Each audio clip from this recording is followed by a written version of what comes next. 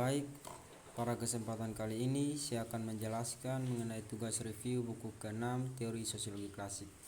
Saya atas nama Fetri Klopo dengan NIM 20030300083, kelas C semester 2, jurusan Sosiologi, Fakultas Ilmu Sosial dan Ilmu Politik. Kita masuk pada inti pembahasan, yaitu sosiologi klasik dan masyarakat modern. Sosiologi klasik adalah fenomena modernitas hasil dari perkembangan berangkat untuk belajar.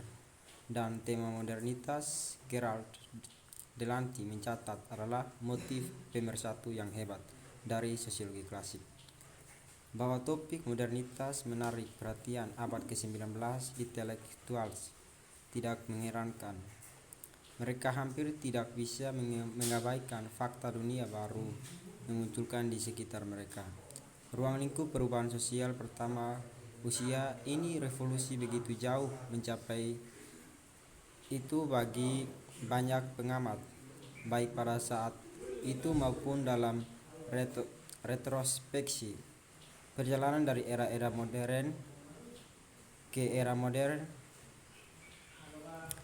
maksud saya yaitu ruang lingkup perubahan sosial selama usia di revolusi begitu jauh mencapai itu bagi banyak pengamat, baik pada saat itu maupun dalam retrospeksi. Perjalanan dari era pra-modern ke era modern mewakili dan mengirimkan perpecahan atau diskontinuitas berdasar dalam pengalaman manusia.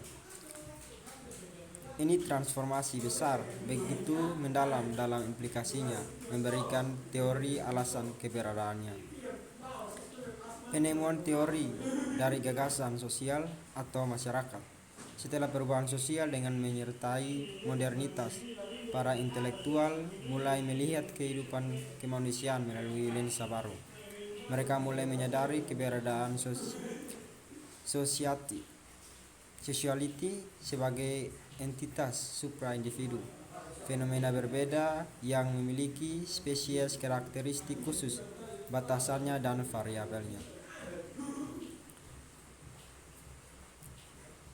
Marx, Durkheim, dan Weber, ahli teori modernitas. Bapak pendiri sosiologi, Marx, Durkheim, dan Weber membentuk semacam trio alami, yaitu mempelajari suatu pekerjaan dan untuk menginformasikan tentang sejarah dan perkembangan teori sosiologis.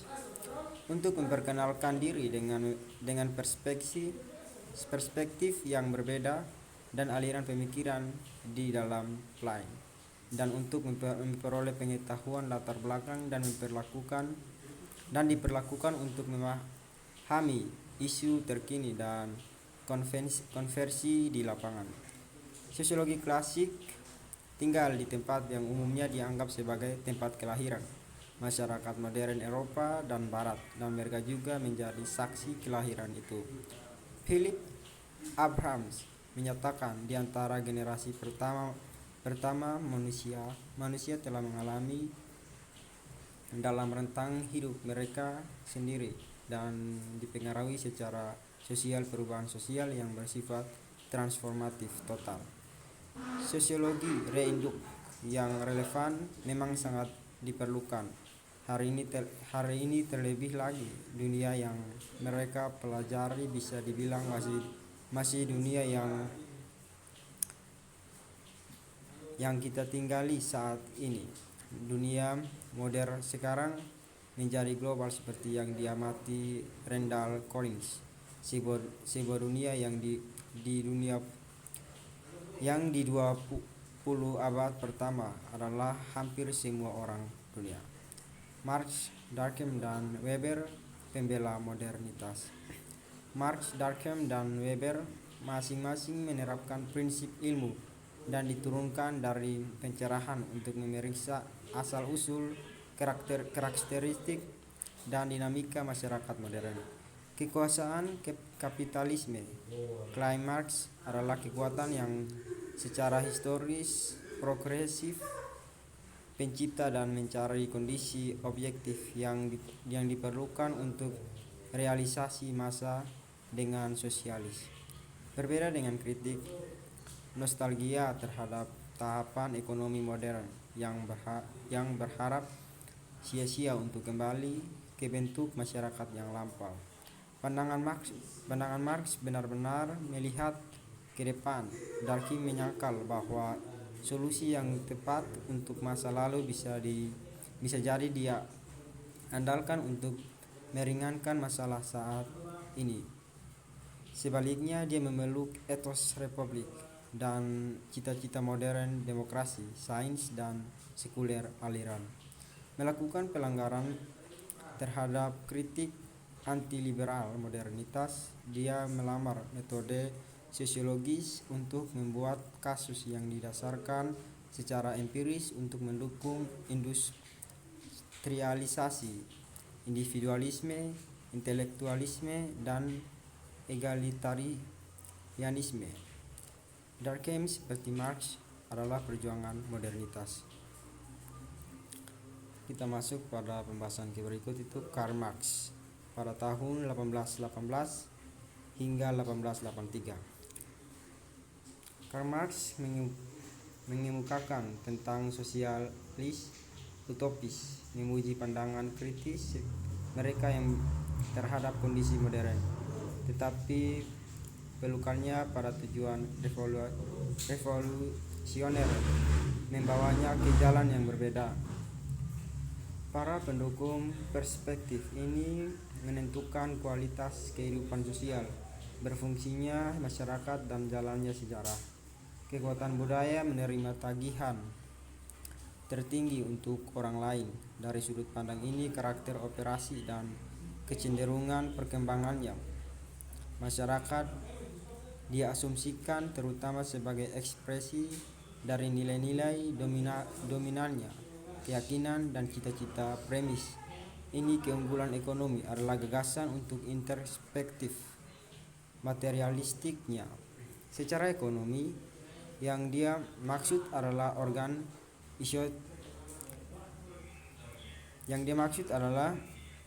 aktivitas produktif, bagaimana orang berkumpul untuk memuaskan mereka kebutuhan pangan, papan, dan sandang. Marx menyebut kumpulan ekonomi ini metode produksi. Konsep ini menempati tempat sentral dalam teori mencerminkan keyakinan materialis bahwa produksi adalah basis dari semua kehidupan sosial dan semua sejarah nyata. Marx mengembangkan pandangan materialis ini melalui kritik terhadap filosofi idealisme sofis. Filsafat Jerman pasca Hegel, dia menyatakan idealisme karena berdiam sepenuhnya di dalam pikiran murni, memutar generalisasi filosofis, tetapi menahan diri dari mempelajari dunia aktual itu sendiri. Marx mengusulkan prosedur yang lebih membumi, dimulai keluar dari individu nyata, aktivitas mereka, dan kondisi material di bawahnya mereka jalani. Dia mengalihkan fokus dari spekulasi abstrak ke konkretalisis dan filsafat dan metafisika, sehingga ekonomi dan sejarah. Ini pendekatan materialis yang menempatkan sistem ekonomi di tengah panggung adalah premis tentang apa yang dianggap Marx sebagai fakta fundamental dari keberadaan sosial. Posisi Marx sebagai salah satu ahli teori sosial terpenting di zaman modern, waktu bertumpu pada analisisnya tentang cara produksi kapitalis. Konsepsi masyarakat materialis Marx. Bagi Marx, ciri masyarakat yang menandai semua segi lainnya kehidupan sosial adalah tatanan ekonominya, cara produksinya, dan dicirikan oleh kombinasi spesifik dan kekuatan produksi dan hubungan produksi. Kekuatan produksi terdiri dari dua faktor, yaitu alat produksi termasuk tanah, peralatan, mesin dan bahan mentah, dan tenaga kerja produktivitas. Konsepsi sejarah materialis Marx. Dengan teori sejarah materialis Marx, kita beralih dari gambaran masyarakat pada satu titik waktu untuk analisis dinamika sosial zaman perubahan. Kita masuk pada pembahasan berikut. Emil Durkheim 1858 hingga 1917. Marx adalah seorang revolusioner, Durkheim seorang akademisi. Marx sangat terlibat dalam perjuangan politik pada zamannya. Durkheim tetap menjauh dunia politik partisan yang tidak pantas. Marx mengabdikan hidupnya untuk tujuan itu sosialisme.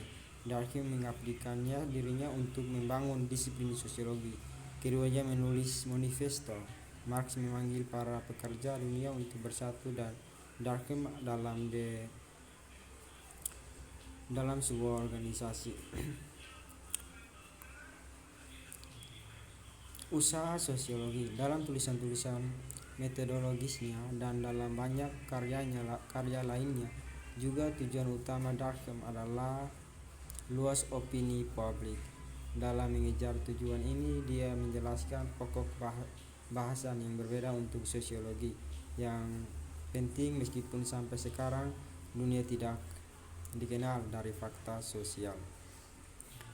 Domain sosiologi. Untuk dianggap sebagai ilmu sejati, sosiologi membutuhkan materi pelajarannya sendiri, bidang yang pasti untuk dijelajahi. Bagi Durkheim, objek khusus sosiologi dari mempelajari, membedakan dari biologi, psikologi, filsafat, dan lain ilmuannya. Kita masuk pada pembahasan berikut. Max Weber 1864 hingga 1920. Kapitalisme modern dan pra-modern. Kapitalisme yang dipahami sebagai pengejaran keuntungan bukanlah modern yang unik, bukan juga fenomena barat yang unik menurut Weber, tapi apa yang disebut kapitalisme nasional adalah baik unik yang modern dan unik barat. Kapitalisme modern memiliki masa yang lebih lama kehadirannya dari pendahulunya. Kapitalisme rasional modern, prasyarat dan karakteristik. Dalam beberapa kesempatan, Weber mengidentifikasi apa yang disebutnya dengan berbagai cara, penyebab, peranggapan, atau karakteristik pembeda dari barat kapitalisme. Kapitalisme modern mengandalkan kepemilikan pribadi atas alat produksi dengan pengusaha dan tanggung jawab. Termasuk pada pembahasan berikut yaitu kondisi modern. Karl Marx, takdir kelas kerja. Marx adalah seorang ilmuwan,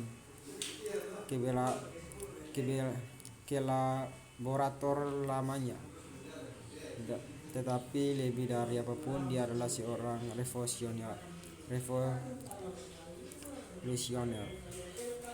Misi hidupnya adalah untuk mempromosikan penggulingan masyarakat kapitalis dari manufaktur hingga industri modern. Transformasi ini dalam hubungan sosial produksi dengan tenaga kerja dari angkatan kerja ditempatkan bawah perintah Lenin dan kapitalis menurut Marx. Kita masuk pada pembahasan berikut yaitu nasib individu, kapitalisme, komunisme, dan individualitas. Ian Forbes menggambarkan Marx sebagai ahli teori individualitas. Objek dari kepentingan Marx bagaimanapun bukanlah individu dalam abstrak yang dikandung secara terpisah dari sejarah, tetapi individu yang hidup nyata, terletak di dalam spesifik historis kondisi produksi. Sebagai makhluk material yang hidup di dunia material, manusia memuaskan kebutuhan subsisten mereka dengan memanfaatkan kerja kolektif mereka untuk mengambil buah alam, mulai dari makanan hingga bahan bakar. Persyaratan Eksistensi sosial. Proses kerja ini menurut Marx adalah media primer yang melaluinya manusia mengembangkan individualitas dan membentuk gaya hidup. Atas dasar perspektif materialis ini, Marx mengkaji formasi dan ekspresi individualitas dalam periode sejarah yang berbeda di bawah perbedaan produksi yang berbeda. Ada 3 proses dalam tahap pembangunan, dengan setiap tahap sesuai dengan ekonomi tertentu pada samanya, yaitu masyarakat kapitalis, dan komunitas masyarakat. Demikianlah presentasi video saya mengenai tugas review buku ke-6 Teori Sosiologi Klasik. Kiranya presentasi ini bisa bermanfaat. Terima kasih.